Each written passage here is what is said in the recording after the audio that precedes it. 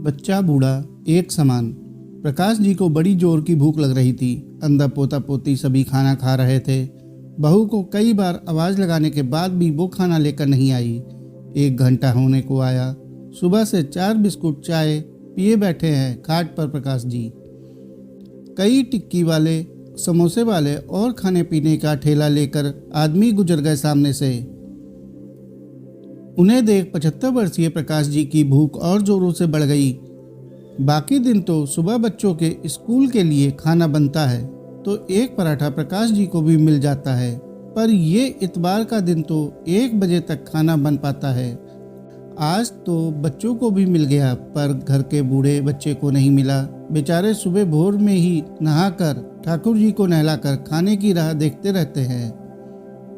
प्रकाश जी पर जब भूख बर्दाश्त न हुई तो खुद ही खाट से उठे, रसोई घर में खांसते हुए गए।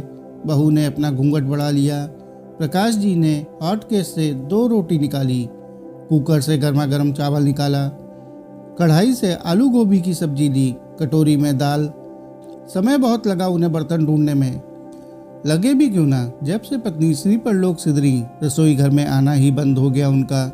पूरा दिन बाहर बैठक में रहते।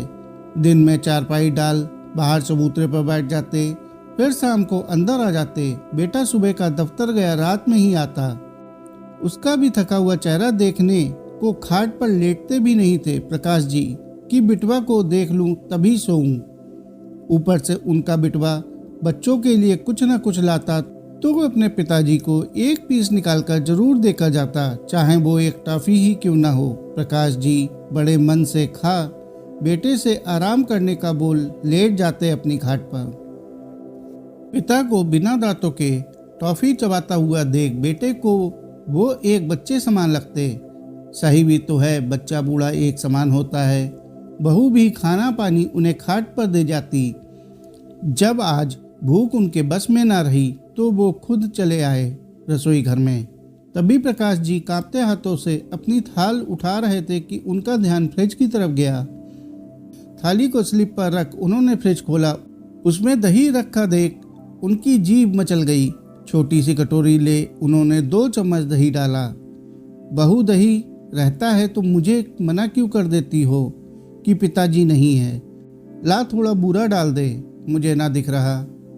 बहू ने बिना कुछ बोले 2 चम्मच बूरा डाल दिया कटोरी में। इतने से क्या होगा, 1 और चम्मच डाल।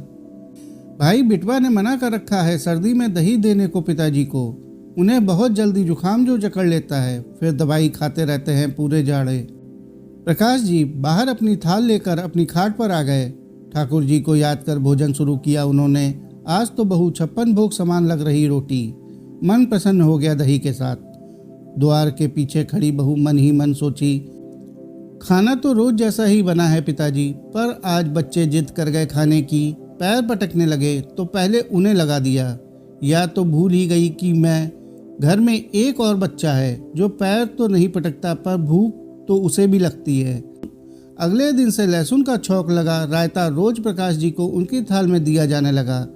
अब ना तो वो उन्हें नुकसान करता, वो खुश होकर मूछें पोंछते हुए अपने दोनों हाथ बहू के सर पर रख देते। आखिर आत्मा संतृप्त होती तो आशीर्वाद तो स्वतः ही मिल जाएगा। अब खाना भी प्रकाश जी को उनके बोलने से पहले ही परोस दिया जाता। जिस घर में बड़े बूढ़े खुश हैं, उस घर में तो खुशियां चारों तरफ से बरसती हैं। साथियों, कहानी को अंत तक सुनने के लिए आपका बहुत बहुत शुक्रिया। कहानी अच्छी लगी हो तो कहानी को लाइक और चैनल को सब्सक्राइब कर लें। धन्यवाद।